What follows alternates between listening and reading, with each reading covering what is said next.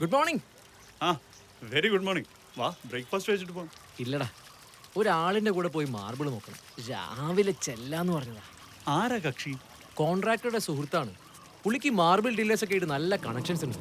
പിന്നെ ഈ മാർക്കറ്റ് റേറ്റിനേക്കാൾ നല്ല കുറവ് കിട്ടും. മാത്രല്ല ഫുൾ എമൗണ്ട് ബില്ല് കാണിക്കില്ല. ഏത്? ഓഹോ, അപ്പൊ മൊത്തത്തിൽ അഡ്ജസ്റ്റ്മെന്റും റിസ്ക്കും കൂടുതലും. അഡ്ജസ്റ്റ്മെന്റോ? അതെ, ഈ കക്ഷിക്ക് ഒരു കമ്മീഷൻ ഉണ്ടാവും. അതിനനുസരിച്ച് ആളും ഒന്ന് അഡ്ജസ്റ്റ് ചെയ്യും. പുള്ളിയും ഡീലറും പറയുന്നത് കേൾക്കാനല്ലേ നിനക്ക് പറ്റുള്ളൂ, അല്ലാതെ തെളിയിക്കാൻ നിനക്ക് പറ്റില്ലല്ലോ. എടോ, എപ്പോഴും ഇത്തരത്തിലുള്ള ഇടനിലക്കാരില്ല, കസ്റ്റമറുമായി മാത്രം ഡീൽ ചെയ്യുന്ന സ്ഥാപനങ്ങളാണ് ബെസ്റ്റ്. കാരണം they have A reputation in there field and they never sacrifice there quality. പിന്നെ എൻ്റെ അറിവ് വെച്ചിട്ട് ഈ ബില്ലിംഗ് കാണിക്കുന്ന ഈ ഒരു തട്ടിപ്പുണ്ടല്ലോ, അതൊരു നോൺ ബെയിലബിൾ ഒഫൻസ് ആണ്. മിനിമം ഒരു 2 വർഷം അകത്താവും മോനെ. ഇതിനും അങ്ങനെയുണ്ടോ? Not paying tax it's an offence. അതെങ്ങനെയായാലും അങ്ങനെയാവും. ഓ, അതെനിക്കറിയില്ലായിരുന്നു. വീടുണ്ടാക്കിയോണ്ട് മാത്രം കാര്യമില്ലല്ലോ, നമുക്ക് സ്വസ്ഥമായി കിടന്നുറങ്ങാൻ വേണ്ടേ. Make sense.